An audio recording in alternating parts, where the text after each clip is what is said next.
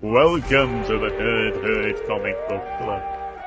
Your number one stop for spooky reviews of terrifying stories, art, or volumes that us or yourselves choose.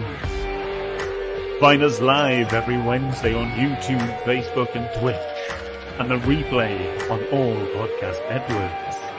Sharpen your fangs and get ready to hunt, as it's time to join the herd.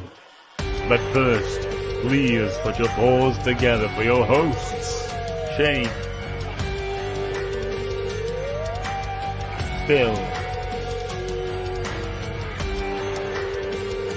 and Scott.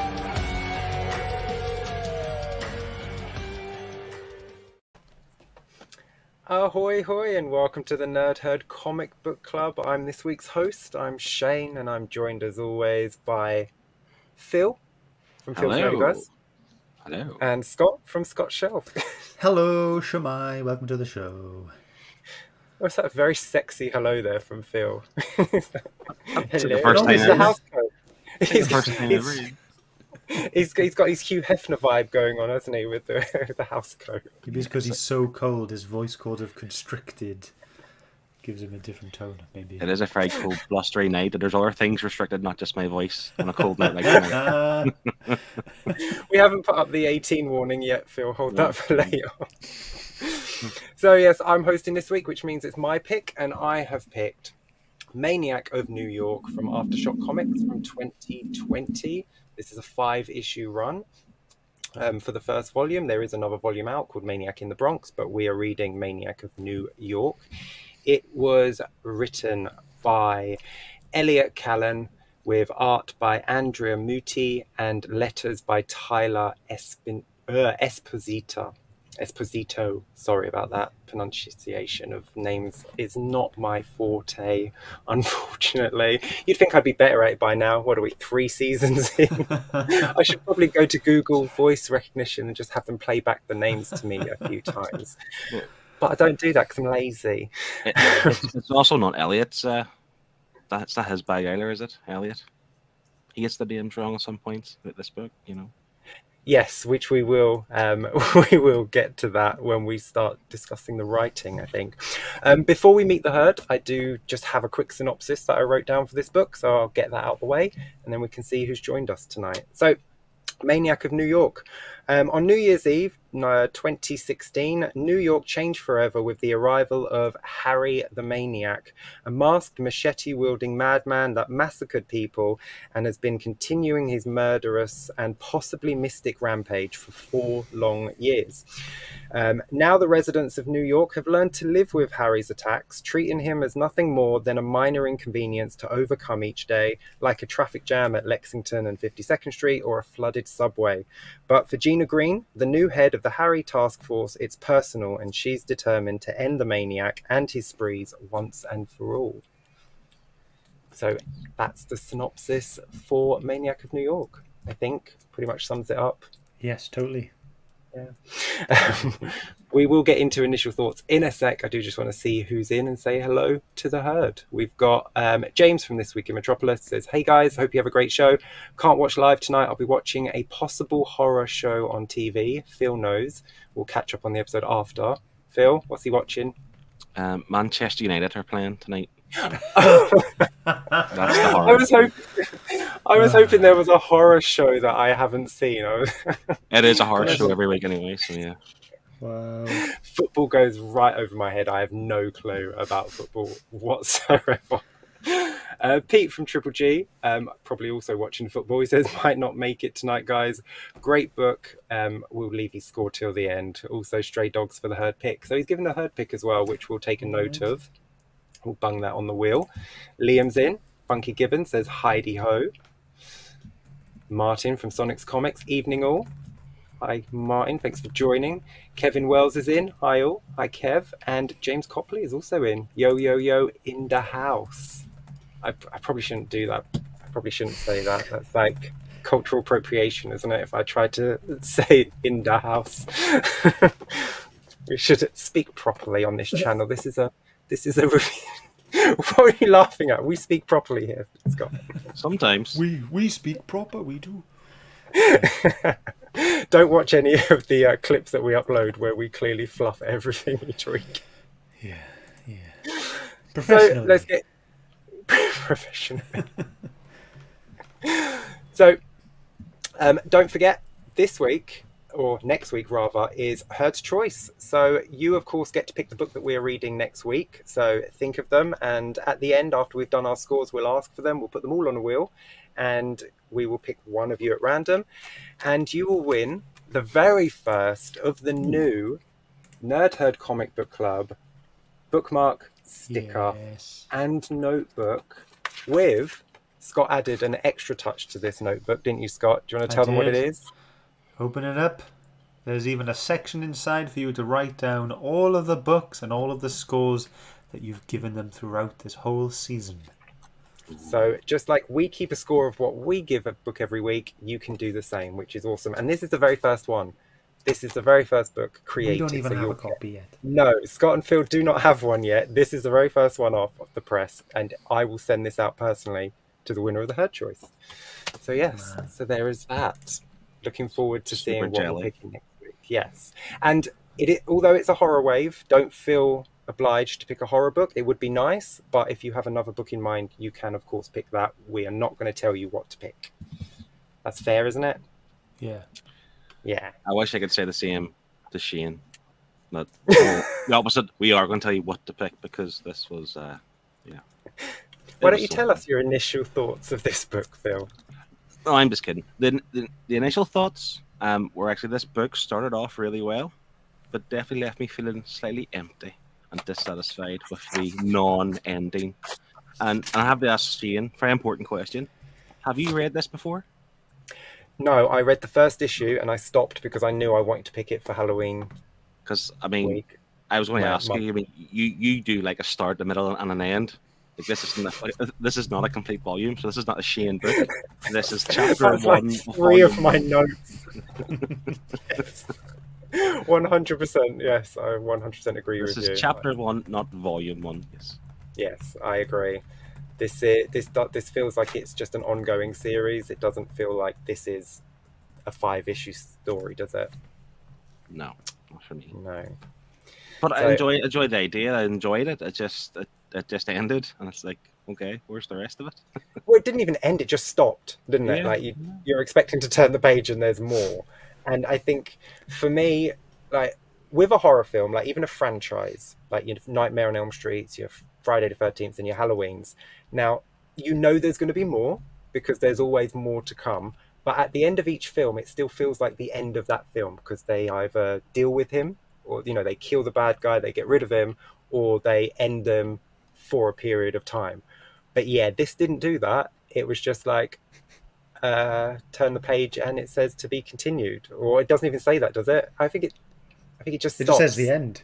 Yeah, and it's literally says the end. Not the end. If this was a horror movie, this would be the second act, like the end of the second act. They best the bad guy for a few pages or a few scenes, and then you get the third act of the movie. So I was the same as you. I was completely baffled by the choice of this being 5 issues. Yeah, I have 2 theories as to why it ended that way.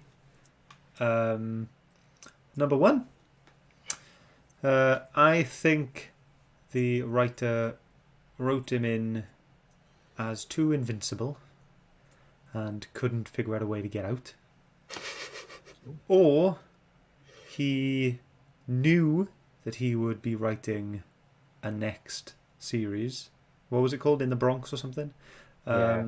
And he went, well, I'm not gonna kill off the Maniac now because I'm gonna be doing a new series. So I'll just end it in this weird way. But those are my 2 theories. I don't want to kind of dismiss. Yeah, but I don't want to just completely dismiss them. Classic horror tropes like Shane mentioned before. Like Michael Myers gets shot 6 times off the balcony of a building, falls down, lying down dead. Next thing, looks over and he's gone. Music hits. That's horror movies. He could have done this as well. Threw him off the train, get run over by the train, and just couldn't find his body. That's enough. To go on to the next one type of thing. Yeah, they didn't need that. Yeah. Yeah, but at no point did they ever even get him to the point where he was down and looked dead. Like, that's how you do it. You have him look dead, they turn away, they look back, he's gone. End of. Yeah. Now you can bring him back for a next volume. Like, we don't need to know how he got away, or don't need to see him walking away wounded or how he get healed or something. He's just gone. That's it. That's the suspense. What I would have preferred, because at the very end it's all that little interaction with the homeless guy and the whatever rich guy it was, and I would have loved it. You know, the rich guy was like, "Oh, you know, get away from me. I'll never be like you. You'll never be like me," and all this. And then I really wish it was like when he gets in the car and he goes, "Oh, where's the maniac when you need him?" I'd have loved it if the homeless guy just went, "Hoo-hoo, here I am," you know, puts the mask on and just goes for it. But like I had my own theory before, you know, we found out that he was like pretty much bulletproof and mildly immune to fire, where it was, I just thought it was one of those like copycat murders type thing, where it was like, you know, it's not always the same person. You know, if the real that would have been maniac, interesting. Yeah, if the real maniac had died or whatever, then someone else would just go, "All right, I'll do it," because it's quite like the outfit is quite puffy. It's not skin tight, so you can't tell if it's man or woman, or you know what kind of body proportions they have. They just have to be the same height, I guess. So, yeah, well, if you don't leave any survivors, you don't even have to be the same height. Yeah, that's true. Yeah, I just didn't know. Yeah, that's what I was hoping for, but it's not what happened. I suppose there's some sort of, I mean, you could maybe add weight to that, but I mean, the idea of this kind of, I forget the cult, or not the cult, sorry, the people who, the museum that was about. I remember I showed you the amulet, and it was like the same mask he wore. So, like, yeah, again, it might not be the same person, technically speaking. It could just be, you know, the mask, like, you know, like, yeah, put on the mask and you become this type of thing, you know, and you're possessed. It might not even be a person, because like Scott just mentioned, when the rich guy gets in the car and he says, "Where's the maniac when you need him?" That's not the first time someone said that in the book. You know, I can't remember her name on the train. Like, she says it on the train, and then he appears on the train. Gabriella. And then like Gabriella, yes. Yeah. So she says it on the train, he appears on the train. The rich guy says it, he appears in the alley. So is he a person, or is he just a manifestation of everyone's hate in the city? You know, like just being brought to life because of this artifact that is in the Natural History Museum. Yeah, because in some sort of way, like I can't remember the line they used. They almost painted it as if, like, not, I don't want to say it was important, but like, you know, he's doing things that people want, like say the rich people or whatever else. Like he's serving a purpose almost for some people. Well, and maybe you're right that if they, you know, even the idea that like they have a Harry the Maniac report on the news type of thing, like it's almost like it's controlling the population of New York in a way, you know, and like maybe there's a purpose for him. I don't know. It sounds odd, but yeah, like maybe like you're saying, if you want him to be there or you think he should be here to deal with something, here he comes, here he appears. So possibly, but they didn't really build anything around that to suggest that. That's just our clever, creative thinking, I think. Yeah. Martin brings up a good point. He says, all the way through this, I was thinking Friday the 13th, Jason Takes Manhattan from the 80s. And that is what I was thinking when I started reading this. I'm like, oh, it's Jason Takes Manhattan. You know, the film where Jason gets to New York, finally, for like the last 10 minutes of the film. But it's just, he looks like Jason. It's very hockey mask-esque with the pattern of the mask, and he's got his machete. It's heavily influenced by Friday the 13th. There's no getting around that. I know it's like a Native American mask, but you can't get around the fact it looks like a hockey mask the way it's drawn in the book. He's definitely inspired by it. Certainly, there's no, like I say, there's no getting around it. It's Jason. 100%. Yeah. Liam asks if we have any theories as to why there were Harry free zones, and I do have a slight theory to that, which picked up throughout the book. You know, when he's on the train and he freezes as they go under the Natural History Museum. So, like, I'm assuming there's an artifact in there that stops him in his tracks, whether it's the other mask or the real mask or something else there that can best him. But since, you know, it's a Native American artifact, they could be all over the city and in pawn shops, in, you know, art galleries. Who would know what they are and their effect on him? I was just thinking that's the area where he originates from, like his home back in the days, you know, and maybe he just doesn't want to, you know, kill people so close to where his camp was or his people live, type of thing. I don't know.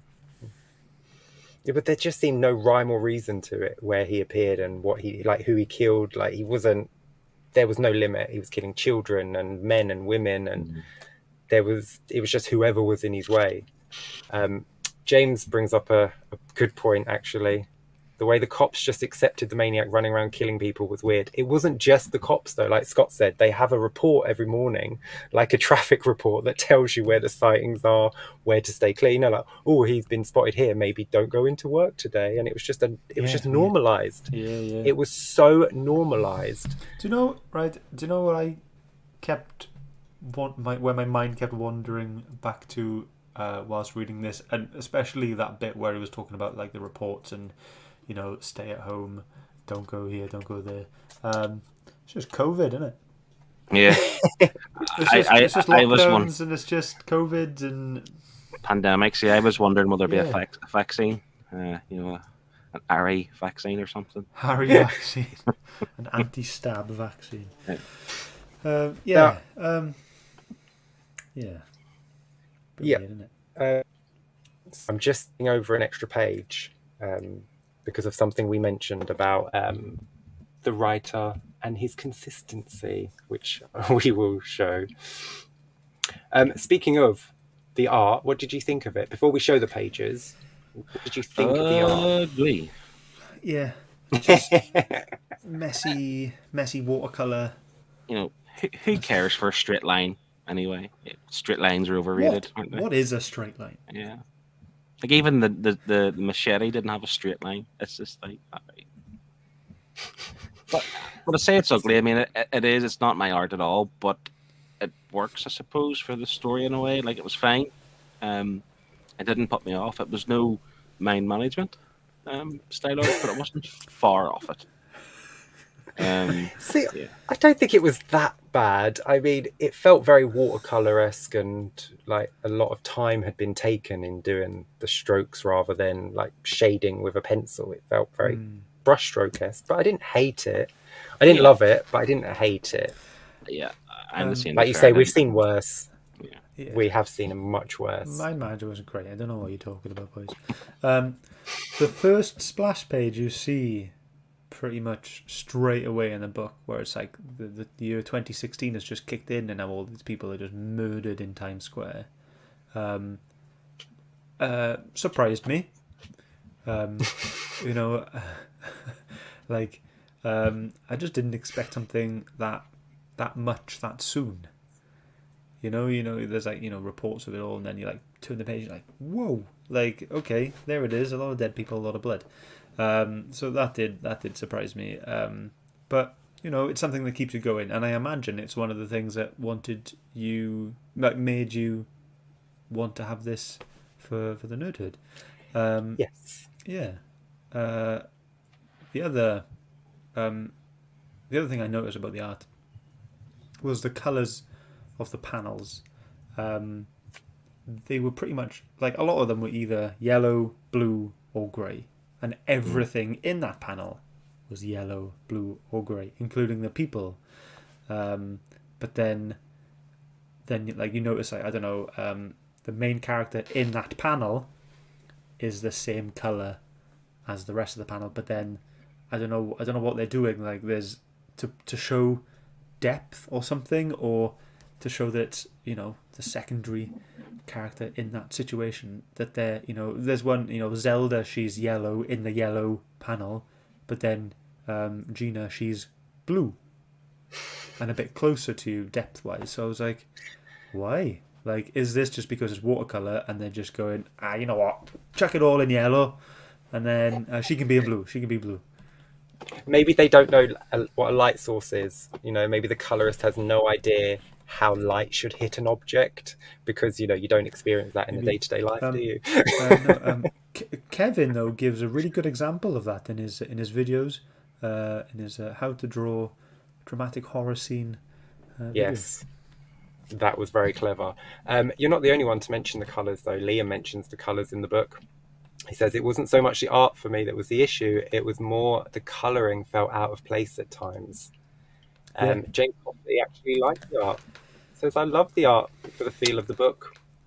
And Martin didn't mind it either. Didn't mind the art at all. Yeah, Not bad, I didn't not mind. worst. Yeah, like I didn't hate the art. Like it was fine. I've never seen art like this apart from Mind Management, but I was art. I was fine. I was happy to just go along with it. I wasn't turning every page going, another gross page or another horribly drawn panel. That didn't happen. Yeah. It was fine. But I noticed what this art was like. Yeah. Like when I say it's without the colours, like if it was a black and white book, maybe. No, probably not. No. I think like just a black and white with just red for the blood each time. Sin City vibes. No. Yeah. No. I think like when I say that it's ugly, I know it's obviously a negative word, but like it is ugly, but it's fine. If you know what I mean. Like it's not meant to be nice and pretty and clean and straight. It's ugly, but it's fine. Shall we show everyone our pages so they can judge for themselves if they think the art and colours are bad? Okay. I do have one more thing to say, but I'll say it after. Remind me. Okay. I'll remind you. So let's get to the pages. Who should we start with? Let's start with our viewers have sent some in. Shall we start with theirs and we'll work our way up to us? Okie dokie. Have you got what they've said there? Yes, I do now. So Kevin sent this page in. Let's see, what page did he pick? Nice. Oh, Gina on the subway. Yeah. Kev had said, it's very short and sweet. This was the most tension he had felt in this book, in this page. I get it. Yeah, totally. Yeah. For anyone listening on the podcast, this is when Gabriella was running away from Harry on the train whilst he was hacking away at other people, and she then went to hide under a subway seat. And he walks past her, and you can just see the feet walk past, and it is quite creepy. And she's under there with 2 children, isn't she? Mm-hmm. Yeah. But I see exactly what you mean with the colours. Like she's blue in the top panel, green in the second panel, and then blue again in the bottom panel. So it's a very odd choice, colour-wise, especially considering she's in a subway car where the colours would all be the same. Yeah. So, odd choice. James has picked this page. Another one from the subway. Yes, everyone likes the subway. James says he loved this page and he genuinely thought that they may get out alive, but the cops would die. But he didn't see this coming. No. The splash of bright red and the callous nature of the sneak kill was great. Not too tasty in a panel. Love it. Great art. That's what he said. Not too tasty. What a great way to not explain too a page. Tasty in a panel. Tasty. Thank you very much, James. Great pick. Sad pick as well. Poor Gabriella. Yeah. But I didn't think she was. I thought Gina and Zelda were going to show up in time to save her. I really did. But they saved the kids, which Zelda says is a win nonetheless. Mm-hmm. Phil, let's have a look at your page. Yeah. Again, it's not so much for the colours or anything. I mean, the bottom panel is probably the most detailed in terms of the textures and stuff. But what I like about it is the drama. Learning from Kev from last week how to do a horror scene, like the drama from this. Like you've got this evil, sinister look in the guy's eyes, the fear in the passenger's eyes, and the train taking off like you're locked in here with me type of thing. Like they're not getting away because there's from now to the next stop, you're all mine. And I just think that's very clever and very evil, Yeah, it was a terrifying part of the book. Where can you run to? The end of the train? That's it. See, Kev, I'm learning from this videos, The drama in this page for me was good. Yeah, it was a good page. Scott, how about your page? Again on the train. Everyone picked train pages. Well, that's where most of the story was, wasn't it? On the train. That's all the good bits were, anyway. So this was I think it was the 4th issue. I think where they decide to start shooting at Harry, and then you realise they aren't doing much. The bullets aren't doing much to Harry, and it was at this point where I go, maybe this guy isn't so easy to kill after all. I just thought he was being really good at evading everything and just being really clever about it all. But it just turns out he's just nearly invulnerable to this kind of stuff. And no one can kill him. And for me, it just kind of upped how... what's the word? Just how scary and terrifying and afraid you should be of this kind of character. It was visually it's not the most page you've ever seen, but for me reading it I was like, oh, okay, like this guy's going to be a bit harder to kill. It's that realization when you think they've come to save the day, they've got him, there's only one issue left to go, they've got to get him down at some point. Yep. And he just keeps coming. Surprise, surprise, I picked a train page as well. Whoa. Choo-choo. I picked the splash page of everyone running away from Harry. I love the facial expressions on everyone. They're so different. They're terrified. You can tell by their eyes. Like Scott said and Phil said, there's nothing you can do once you're trapped on that train with him, and he's just slashing away at them, decapitating a guy, slitting a guy's throat all in one stroke.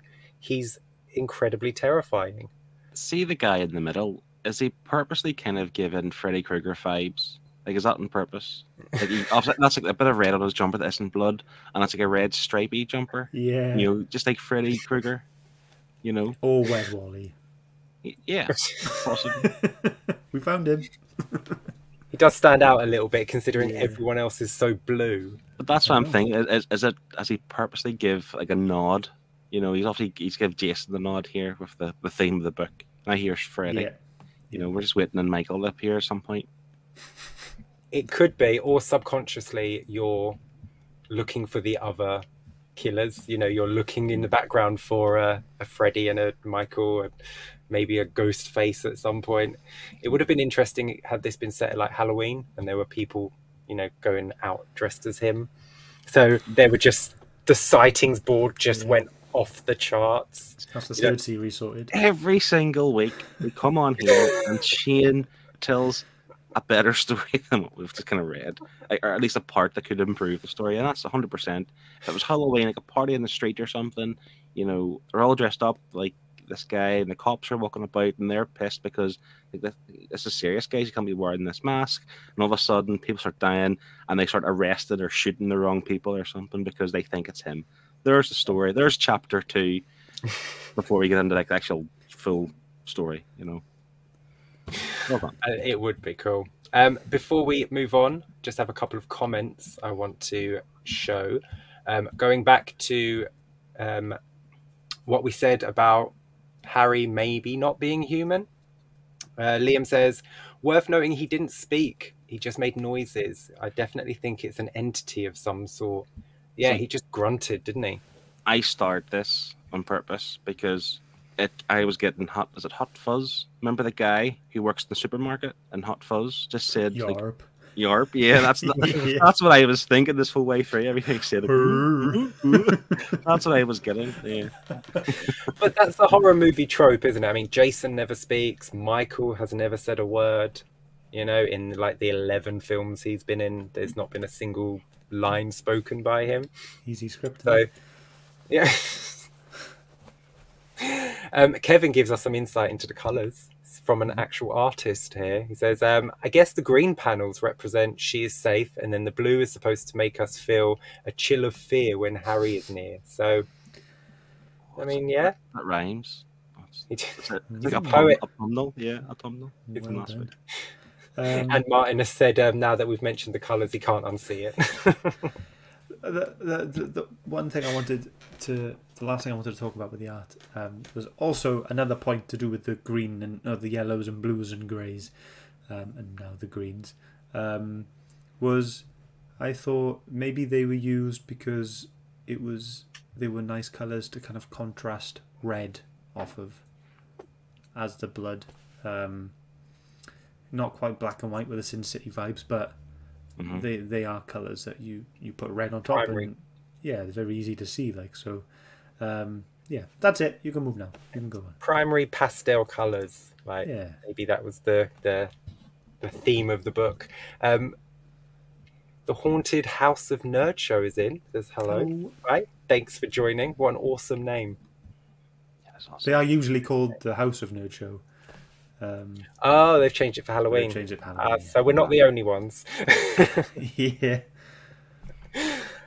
Let's move on to the writing. What did you think? Who should we start with? Bill? So the story's okay in terms of what they're trying to tell, I suppose. I mean, with slasher movies especially, they are quite simple. This story was quite simple. There's a guy on the loose killing people. He has a reason. We don't know it yet, but we'll maybe find that out. And it went along the typical kind of idea that this cop, or it's not a cop, sorry, she works for the council or something, doesn't she? She's like a job's worth, wants to complete the job, wants all the resources and all the money to beat this guy. She's a personal vested interest in killing him. And then the other cop, who like a buddy cop type of situation here, where she's on the job because she's snitched on other cops. They just throw her in here. Sorry. Crap myself. One of the pops just fell off my shelf out of nowhere. It's Ari. It's Ari the Maniac. Got a ghost in you guys. But yeah, just the other cop. What's her name again? Zelda. Again, she's kind of not down and out, but like she's not really taken seriously. She's just kind of thrown in this role because they don't want her anywhere else, and she's kind of lost the will to even try. But yet she really wants to, obviously, get this guy type of thing, and you put them two together, and then that's it, end of story type of thing. But there are a few things that kind of annoyed me, and you'll come to one, I'm sure, of the names. But so with Gina's story, she said that she was with the one who was the first murder. The first time Harry committed a murder, she was with. It was like a boyfriend or someone who she went to college with or whatever. But yet, on the flashback scene, like an issue or two later, they're running away from him, and she's shouting, "Oh, they're all dead! They're all dead!" So he wasn't the first one. Whoever was with them, they're all dead because of Harry. It's things like this annoy me slightly. Like, I don't know why it's not that big of a deal, but when you're trying to tell a story, wee accuracies like this, I just don't like. Yeah, she might have just meant one of his first victims from his first attack, but yeah. But just things like that, because he wasn't the actual first. But the way she kind of was telling her backstory to Zelda, like I was there for his first, and it wasn't on New Year's Eve or whatever. It was 3 years prior, and it's just things like that. I want to be accurate. That's my like least demand of anything. Just be accurate in your storytelling. Speaking of accurate, can I just, before we move on, issue 2, Gina introduces herself as Gail. You might not be able to see that. Second panel down, she says her name is Gail Greene. This is the only time she ever says this. It made me go back to my notes as I was reading, because for the entire first issue, she calls herself Gina. For the rest of this book, she calls herself Gina, and everyone refers to her as Gina. Just one panel of Gail for some reason. They're not even close, are they? Like, it wasn't even Tina. It was. Well, you're wrong. They are close. There's 4 letters in each name, and one begins with G. That's it. So, like, what is this? Is this the writer writing it wrong and the letterer not picking it up? Is it the writer writing Gina, but the letterer had just watched Coronation Street and went, "Oh, chuck Gail in"? Or is it something even cleverer, and Gina, going to visit that writer, which is what she's doing in that scene, has given a pretend name? I mean, It's possible, or maybe she let slip and gave her real name, but why would they don't tend to change their first name when they change their name? They tend to change their surname. She introduced herself as Gail Green, so she keeps her surname. Unless it was maybe just a weird typo. It's planting the seed for, like, you know, she's changed her name because of the first attack, and that's the first slip. You know, that maybe later down the line you'll find out her name is actual Gail. You know, but then Zelda didn't pull her up on it, or even like give her a side eye or anything. There's just no mention of it. If anyone watching this, like on the rewind or whatever, on the podcast, listen on the podcast in the future, if you've ever grabbed, like, if there's another reprint of this book, right, and you read this, give us a shout. If that changes, if you see that they've changed it to Gina in that page, let us know. So that's gonna bug me. I'm gonna at the writer later on. I'm gonna go, Gina or Gail, make up your bloody mind. Are we being too, like, pedantic? Are we being too picky, like, for these details? I think when it's glaring like that, you know. What was the book a few weeks ago I had the same problem with the accuracy and stuff, like spelling mistakes and so on. Like, when it's been through so many people.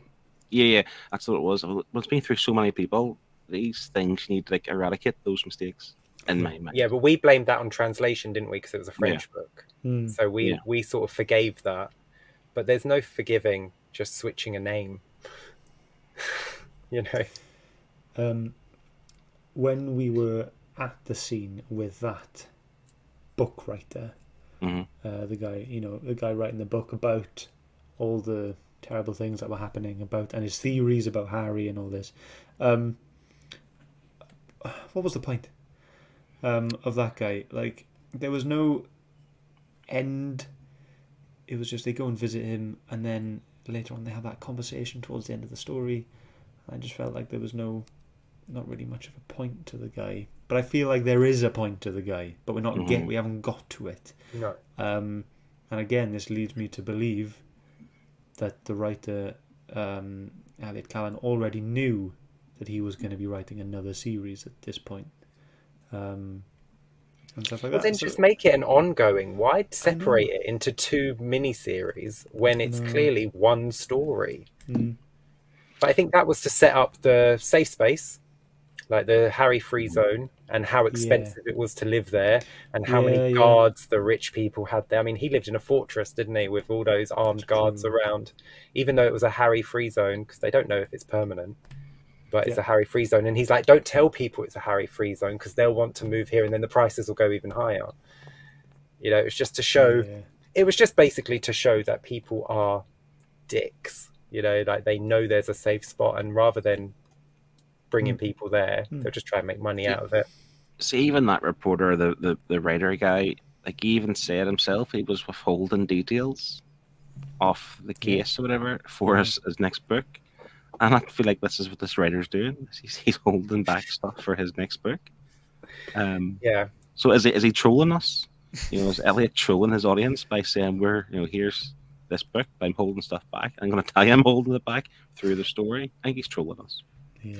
But you can have multiple mini-series with this character.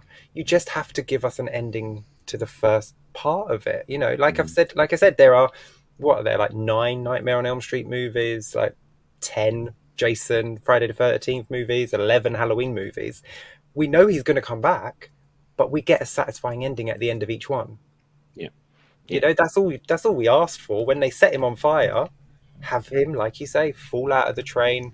He's on fire. Maybe the firefighters come and put him out, or someone puts him out. He looks dead.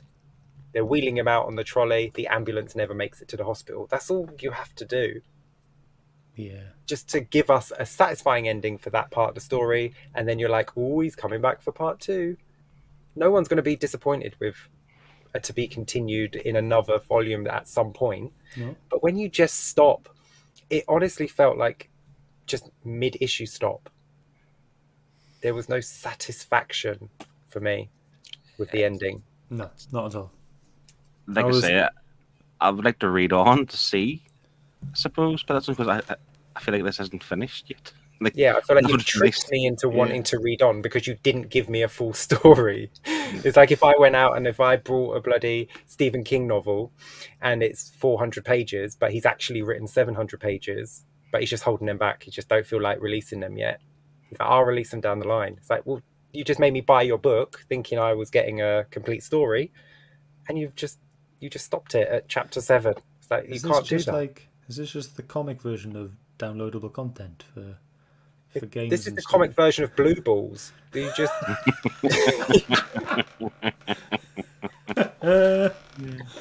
Wow. you know, you started me off and you just didn't finish me. You just left. It's like that's not how you. That's not polite. Wait. Trigger. I love horror. I love horror books, horror films, everything to do with horror. So I was really looking forward to this, and it was building and building, and I was happy for the ride. I was enjoying it. The police trying to catch him just randomly appearing, killing people, unstoppable, and then it just stops, and it just completely ruined my enjoyment of the whole book. Yeah, and an ending can do that. If an ending is badly written or non-existent, it can just completely nullify your enjoyment of 5 issues. it's the opposite of last week, I suppose, really, in terms of it started off quite slow, but the ending, I think, improved the story overall for most of us, didn't it? Because we really enjoyed the ending in comparison to the start, whereas this is like, it starts off really well. I'm looking forward to the end. See, this story is going to be really good, and then it just didn't give me anything else. It was a non-ending. I'm not convinced. This is not finished. You haven't given me a complete book, not a complete story. What happened? Can you tell me? Yeah. And I think Scott's right. He knew he was getting another volume because maybe he had a 10-issue story, and Aftershock said to him, "Let's split it into 2," and he just didn't. He just stopped at issue 5. Let's see, right? Just hear me out. Let's see how mad everyone gets after issue 5. They'll be so mad that they won't buy my next volume. That's how mad they'll be, and I'll call them trolls. I'm not reading on. I'm not. This isn't my bag of anyway. The horror books, I've got Something Is Killing the Children, and that's it. I may get the autumnal, but I don't know if that's just something for me. But I'm not reading on with this. I'm going to begrudgingly read on. I'm going to be clenching my fist as I read, and I'm going to be wagging my finger at it as I read along. But I have to read on. I need to know how it ends. To be fair, I'm not going to read on either. I would like to, but I'm also really lazy and don't want to read on without the need to. So unless someone picks it for next week or we do it next year, I'm not going to read on. I don't think the full volume's out at the moment. I think there's just a couple of issues out for In the Bronx, or it's something in the Bronx. I know that. So he's moved. That's next year's pick then, isn't it? Maybe if I can wait a whole year to read it, we'll see. I think I'm ill that day. Yeah, I'll just read it in the week.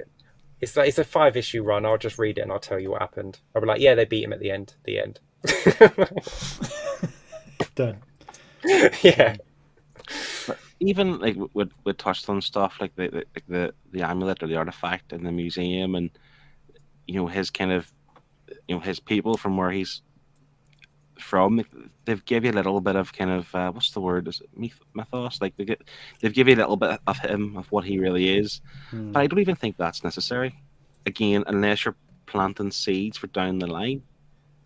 But if you're going to give us details like that, you need to give us a payoff in the same book. In my mind, just give us something more. But even if down the line that they do touch on it again, I'm not too sure what it adds to the overall story, because it's a slasher, story. It's simple, it's easy. I mean, they've shot themselves in the foot because they're named differently. So this is Maniac of New York, and then you have Maniac in the Bronx. So the idea of a horror book like this would be, you pick up this volume, you enjoy it, you pick up the next volume, but you should also be able to just pick up Maniac in the Bronx and enjoy that as a complete story. Because if you watch Friday the 13th Part 2, you don't need to watch 1. You know what's going on. You can watch any random Friday the 13th movie, any random Nightmare on Elm Street movie. You don't have to watch them in order because they have a completely different cast, and it's just the bad guy killing them. I agree, and this book just like I Hate Fairyland, it didn't even have a cliffhanger. Or unlike I Hate Fairyland. 3 seasons in, Phil. Come on, let it go. There was no cliffhanger; it just ended. There wasn't even like something could have happened. Read on because you don't want to miss this. It was just exactly like, how about rather than him just being in the alley, what if he was in Gail/Gina's house, just waiting for her in the dark, and you just see her put the key in and turn it, and you turn the page and it's just nothing, so you don't know what happened. You have to come back to find out. Just something to give you the pull, the draw to come back. But yeah, it's just, he's in an alley now. So next year's Halloween picks, we're reading a new book written by Shane and maybe drawn by Kevin next year. What a team. That'd be great. Yeah. Let's get it done. Let's get a petition going. Kickstarter. The Haunted House of the Nerd Show. Haunted House of Nerd Show says Volume 2 is more the same. If you enjoy the first arc, then you'll dig the next arc. If you didn't enjoy Volume 1, I'd say probably don't bother. The series is very much a satirical look at the hack/slash genre. If it's satirical, then surely that should have been made a bit clearer. Yeah, the only part that would say that this is a satirical look is when she's doing like the weather and the traffic and the Harry sightings. Like that's it. Everything else is just quite serious. It's just played for. Yeah, it's played straight. In terms of stuff, they had more of that. Sorry, your phone keeps going off and apps keep popping up to tell you, careful, you're getting close to a sighting, and people, like I say, making fun, wearing shirts. I'm a Harry head.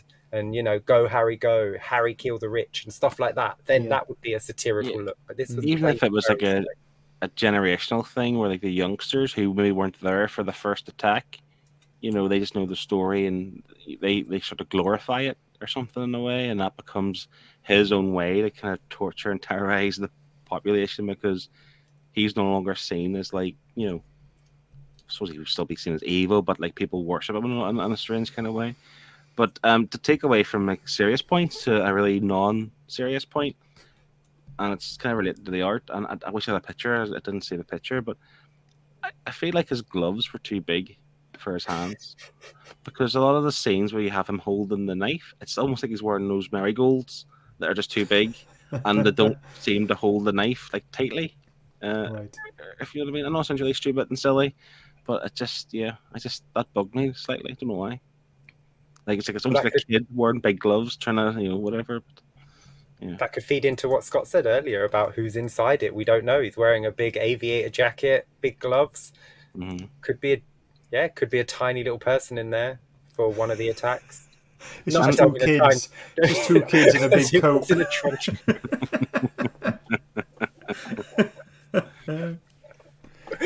See, now that's how the second volume needs to end. They need to demask him and they need to take his shoulder. One kid on the shoulder. But then that's a false sight. They're not real. That's just people trying to be him, copycat or something. See, that would be hilarious. That would be a satirical look at a slasher. There you go. That's how you do it. So, shall we get to our final thoughts and scores before we get to our herd choice for next week? Don't forget. Yes. Don't forget, everyone in the chat, pick a book and we will put it on the wheel to read next week. But before then, let's do our final thoughts and our verdicts. And if you've read along in the chat, drop your score in and we will add it to ours and see what the overall is. Phil? I had a score written down and I've slightly lowered it just because we've pointed out more negatives than positives throughout this talk. And but when I started reading this, I enjoyed it. The art's not my bag, I'll admit that. I've said it's ugly, but it works, it's fine. It's just not for me, but that's okay. The story started off so well. You have this kind of menacing threat that it's like society's learned to accept it, that this is a thing that we have to have, daily reports on sightings and where to avoid and so on. And obviously we're touched on stuff where house prices are more expensive in the safe zones, whatever else. I like the way it played with the kind of population of people of New York and how it impacted things. One point I actually wanted to make, and I should have said it before, whenever the cops were going to jump onto the train, and they built this up of jumping onto the train, I didn't see that. We didn't see them jump onto the train. They just were on the train. I know, like, it's, you know, it gives a horror action book even. It just show them jump onto the train. Maybe they were going to fall off or whatever, and then they're on the train. They save the day, or save the two kids anyway. But yeah, I've mentioned before, this is a first chapter. This is not a complete volume. This is not volume 1. This is chapter 1. We needed more. Start off well. Left me feeling slightly empty. Book was okay. Story was okay. Art was okay. Yeah, not very satisfying, but I still enjoyed it. So I'm going for a 6.5. Nice. Scott? Didn't enjoy it that much, to be honest.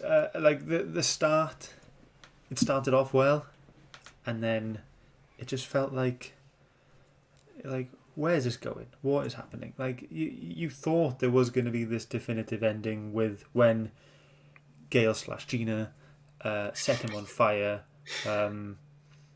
but yeah, it was just how it ended. How he just appears and seems okay.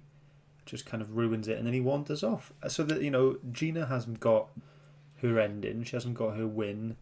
Like he like nothing has changed for Harry. He's just probably a bit singed now and has a bit of a bruised ego, but that's it. So like I found the mystery of him intriguing at the start, but it just kind of waned away throughout the story.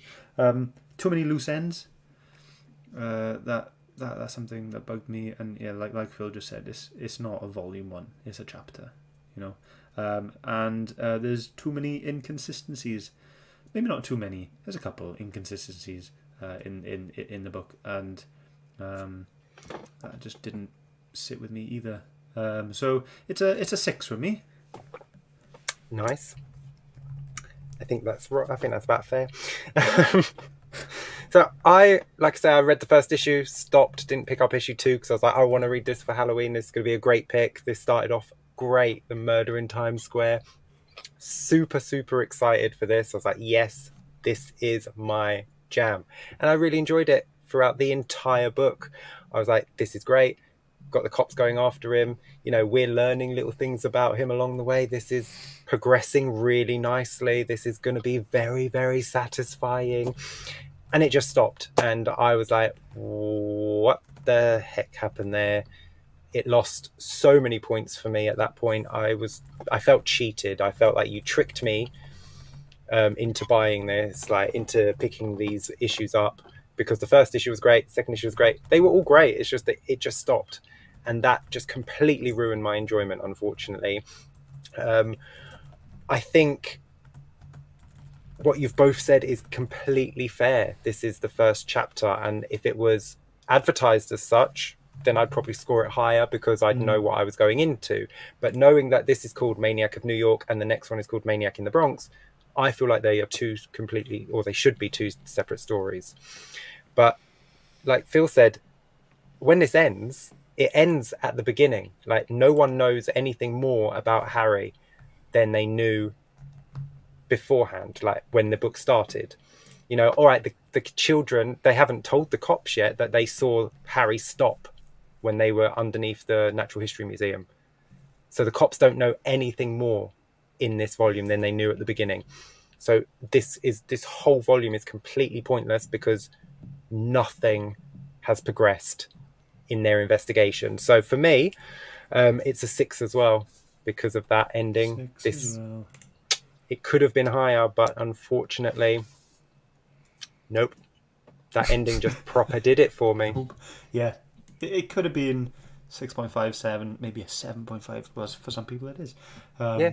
But yeah, I think it was the ending definitely made it dip, unfortunately. Yeah. As I was going along, I'm like, this is a solid 8. Like that first issue, what a great way to start a book. But that ending just completely done it. No. Let's see what people in the chat scored it, shall we? Go ahead. Kevin gives it a 5. No explanation, just a 5. So right in the middle. So just a 5.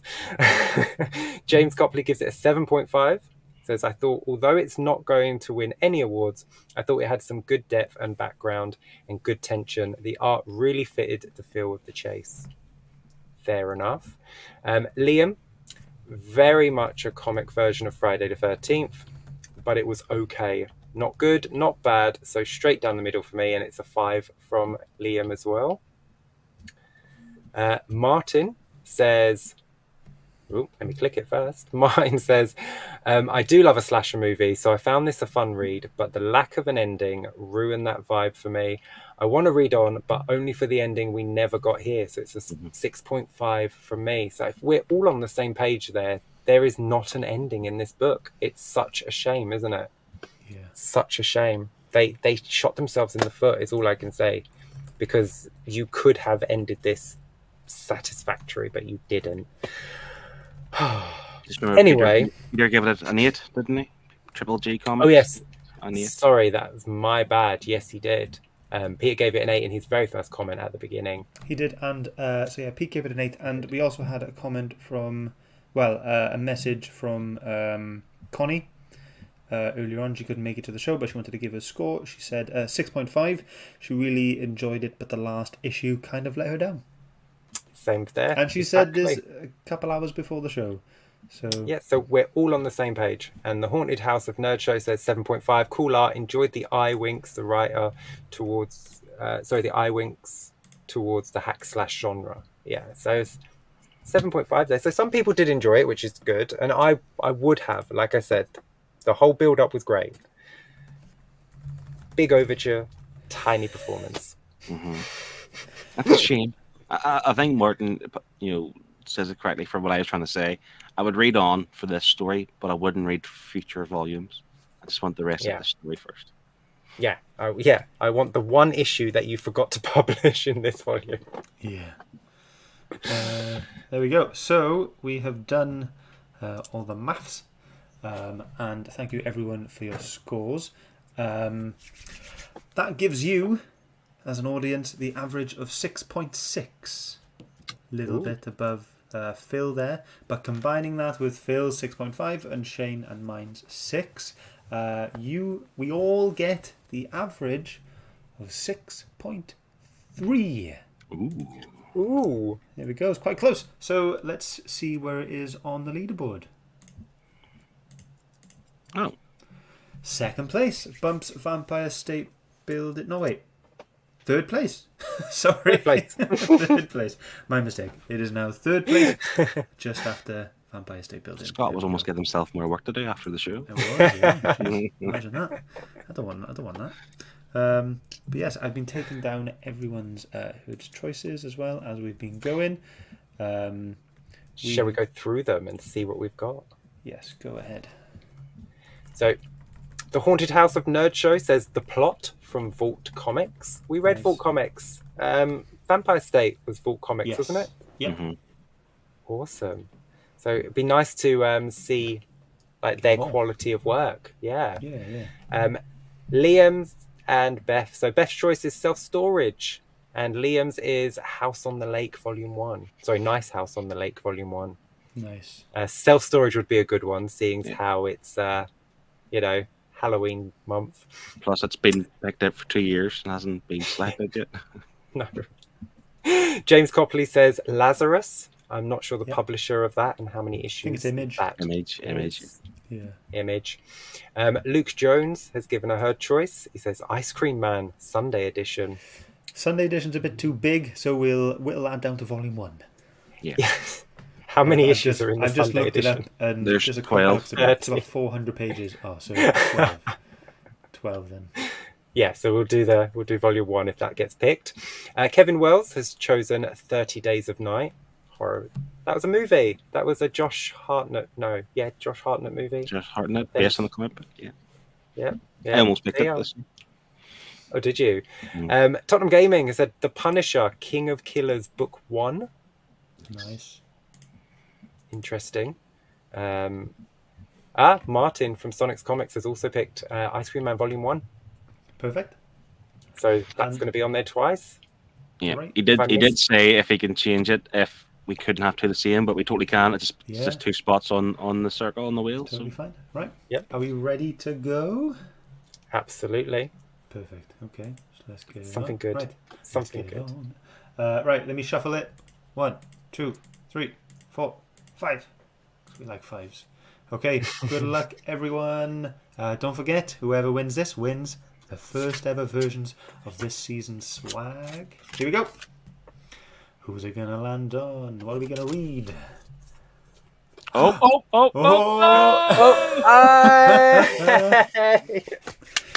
There we go, Beth. She has finally won with her pick of self-storage, and she is the winner of our very first edition of this season's swag. Delighted. Yes. Well done, Beth. This will be on its way to you. Bookmark and sticker included inside. Amazing. If I only have 2 hands. I can't hold 3 things. If only we had. Exactly. But yes, there we go. They're coming. They're coming. So yes, self-storage next week. I'm looking forward to that. It's 6 issues if anyone wants to read along. And it is from 451 Media, which is the media company of one Michael Bay. I don't know if anyone's heard of Michael Bay. We have read a 451 Media before. We read Humbug for Christmas a couple years back. Yeah. So yes. So get reading that, and we will read that next week. And the lovely Scott will be hosting next week. So I won't have to click all the buttons and mess everything up next week. Yes. So thank you for reading my book. I'm sorry you all didn't enjoy it as much as... Well, I didn't enjoy it either, so... But yeah, self-storage next week. Maniac of New York this week. Nothing left to do now but wave. Oh no, that's not... Sorry. That's not the line. No, it's not. That's That's a quiz that's line. my... Wait a minute. There's no music playing us out gently.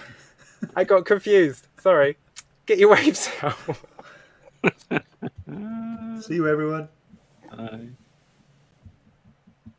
Bye. Bye, everyone. Love you.